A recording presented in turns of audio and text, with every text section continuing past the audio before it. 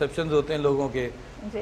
उनको गलत लग रहा है। हमने अपने हिसाब से एक अच्छी चीज़, ठीक चीज़ बनाई है। हाँ, बुराई को हाईलाइट ज़्यादा किया है, या तो वो शायद लोगों को इस तरह डाइजेस्ट नहीं हुआ। इसमें असल में एक्चुअली क्या होता है, जब आप क्राफ्ट कर रहे होते हैं किसी स्टोरी को, उसमें माइनर डिटेल्स होती हैं जिससे आगे की जो मेन क्रक्स आप जो वो करना होता है उस तक पहुंचने के लिए। हमारे यहाँ ऑडियंस को, मुझे लगता है कि हमारे यहाँ ऑडियंस को आदत है बहुत ज़्यादा सुनने की, तकरीरों से समझने की, बहुत सारी बातें करने की। वो इतनी डिटेल में शायद ड्रामा या कोई भी बात देखते नहीं है। हालांकि हमने एक जो कैरेक्टर का स्ट्रक्चर बनाना शुरू किया था फ्रॉम एपिसोड 1, तो उस वक्त ना साला था ना बहन नहीं था, कुछ भी नहीं था। लेकिन क्योंकि प्रमोशन उसकी इस तरह हुई थी जी। तो उसमें ये हाईलाइट, ये ज़्यादा इशू हो गया, तो ज़ाहिर है लोगों को बुरा लगना था। लेकिन इसमें भी मैं कहूँगा, हमारे ही यहाँ कहावत एक है कि साली आधी घर वाली।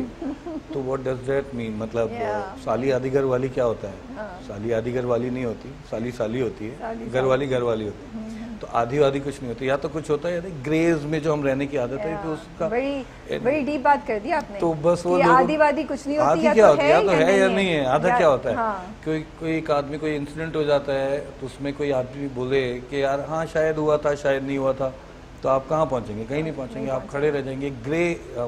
तो ये में भी इसकी वजह से ऐसा कुछ हुआ जो इतनी परेशानी। ये बताएं, ड्रामा पहुंचा कैसे आप तक? पहली बार आपको जब स्क्रिप्ट आई, कैसे आई, क्या रिएक्शन था? जब मुझे ये मिला था तो इसके अंदर जो मैंने देखा था कि यार इसमें बहुत मामूली है लेकिन बात बहुत अच्छी है, ये करनी चाहिए। और वो बात ये है कि बैड पेरेंटिंग जो है वो कितना ख़तरनाक हो सकता है। This was the substance of this जलन। बैड पेरेंटिंग को लेके कभी हमने कुछ नहीं बनाया। हमने सिर्फ ये बनाया है कि जी एक लड़की है वो बुरी है, एक लड़का है वो अच्छा है, या लड़की अच्छी है अपनी बहन के। हम एक मोटी मोटी जो चीज़ें देख रहे होते हैं, बट उसकी जो रीजंस हैं कि ये क्यों हो सकता है, कॉन्सिक्वेंस क्या है किसी छोटी छोटी चीज़ के, जो आप लेके सारी ज़िंदगी चल रहे होते हैं, एंड ऑफ द डे वो कहाँ जाके किस तरह क्या पर्सनैलिटी डेवलप कर रही होती है किसी की, यू डोंट नो। तो हमने एक्चुअली ये बनाया है जो आगे जाके शायद क्लियर होना भी है। अब अल्लाह करे लोगों को समझ आ जाए। मेरा ख्याल है अब आ जाएगा समझ, जब वो वाला चीज़ आएगी कि हम actually this is a drama based on bad parenting. तो 14 एपिसोड्स हो चुकी हैं अब तक जी। तो 14 से 15 तकरीबन। जी। हाँ। तो अभी तक तो ये बात, बिकॉज नाउ जब आपसे बात हो रही है, हाँ जी, तो फिर अब एक और रुख मुझे नजर आ रहा है। अच्छा मैं आपको बताऊं, अगर अब वही मैंने आपसे कहा ना कि बहुत माइनर सी एक डिटेल है। अगर आप लोगों को याद हो, पहला एपिसोड था जिसमें दो बहनें बैठ के ऑनलाइन कपड़ा खरीदती हैं। पता नहीं याद हो नहीं हो, आप दोबारा देखिए। बिल्कुल याद है। ऑनलाइन कपड़े खरीदती हैं। माँ चाय का कहने आई है कमरे में। जिस वक्त वो आई है तो वो कहती है मुझे ये कपड़ा दे दो। माँ सामने खड़ी है और वो कह रही है, कुछ नहीं कहती। मतलब एक रूटीन था कि वो ऐसा करती है और उसको कोई कुछ नहीं कहता। This was something which has to be notice, but unfortunately हमें बोलना चाहिए था उसको। अब मुझे लगता है कि हमारे ऑडियंस इस तरह के हैं कि वो अरीबा का जो कैरेक्टर है हमारा, मीनू का, मीनू माँ से शिकायत करती है, माँ उसको कहती कि नहीं नहीं छोटी है जाने दो। हमें अब हम कब तक इतना हम ये अगर कर देते तो उस पर भी मसले होते हैं। फिर उसमें जो अब दुनिया देख रही है, नेटफ्लिक्स देखती है, अमेजोन देखती है, पता नहीं एक्सपोजर कहाँ से कहाँ चला गया व्यूअर्स का। हम वो कर देते तो बिल्कुल ठीक था, हमने वो खामोशी से कर दिया। हमने कहा थोड़ा समझ लेंगे, नहीं समझे। हमने फिर आगे एक सिचुएशन ऐसी रखी जिसके अंदर हमने विजुअली समझाया है, अल्लाह करे वो समझ आ जाए। तो आगे आएगा जिसमें वो बाप याद कर रहा है अपनी गलती को। अच्छा, ओके। वो एक सीक्वेंस आएगा। तो पॉइंट ये है कि हम मतलब मेरी भी फैमिली है, हर आदमी की फैमिली है, बच्चे होते हैं बड़े। हम एक लिहाज से तो हमें चलना है ना अपनी सोसाइटी के साथ, हम भी चलते हैं। बट इसका ये मतलब नहीं है कि हम अपने बच्चों को ये ना बताएं कि बेटा ये ड्रग्स हैं, इसके करीब नहीं जाना।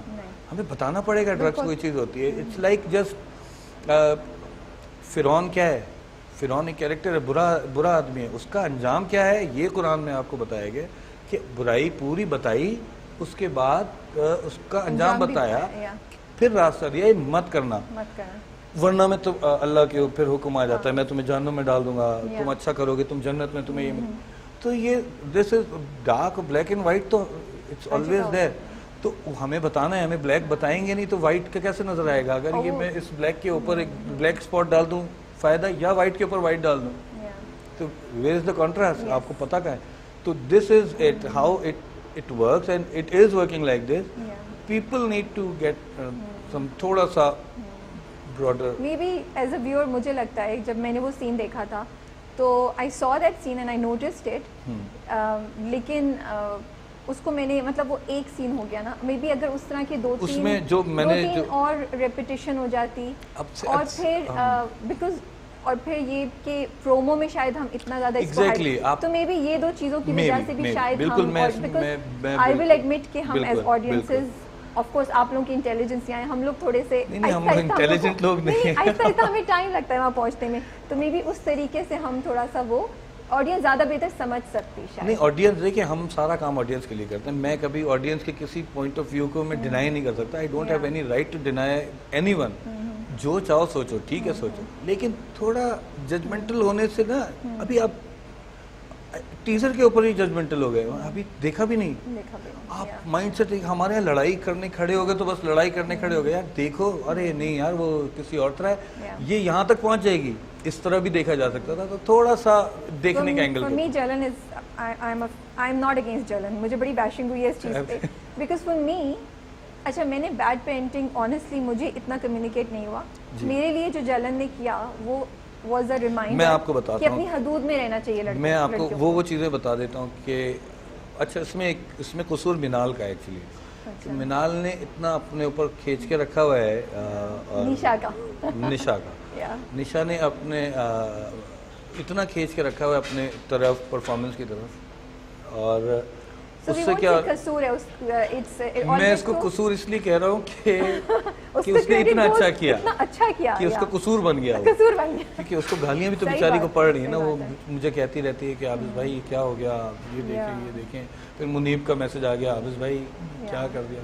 मैंने कहा यार अब क्या करूँगा, लोगों को तो मैंने परफॉर्मेंस इतनी स्ट्रांग है कि शायद वो ओवरशैडो कर गई वो चीज़ों को जो हमारी माइनर डिटेल्स थी, क्योंकि वो अट्रैक्ट बहुत ज़्यादा किया. उसकी आँख जिस तरह उसने गेम खेली, तो वो मे भी. और फिर एक सिंपैथी जो वो अरीबा लेके चली गई, मीनू जो वो लेके चली गई, उसके साथ हमदर्दी इतनी हो गई कि वालिदैन की गलतियां नज़र नहीं आ रही. हमारे एक और भी मसला है ना, हमारे यहाँ यूथ बेस्ड चीज़ें को देखना है लोगों को. हमारे यहाँ लड़की की कहानी, हमारे वालिदैन की कहानी, उनको देखते उनको तो समझते हैं एक लैंप है, ये होते हैं इसलिए हैं क्योंकि बगैर माँ बाप के बच्चे आ नहीं सकते, तो इसलिए उनको रख दो. तो अदरवाइज उनको इतनी इंपॉर्टेंस कभी मिलती नहीं. इसमें इंपॉर्टेंस थी, आदत नहीं है, इग्नोर हो गया. हमेशा क्या होता है कॉलेज में, उसने ये कर दिया, फलाना हो गया, ये हो गया, अब आपस में लगे. पेरेंटिंग आप उनकी तरफ ध्यान ही नहीं जाता लोगों का. मैं आपको अभी कुछ रेफरेंसेस देता हूँ कि आप अगर देखेंगे प्ले में, जलन में कौन कौन सी जगह ऐसी हैं जहाँ माँ बाप को बोलना चाहिए था और वो नहीं बोले.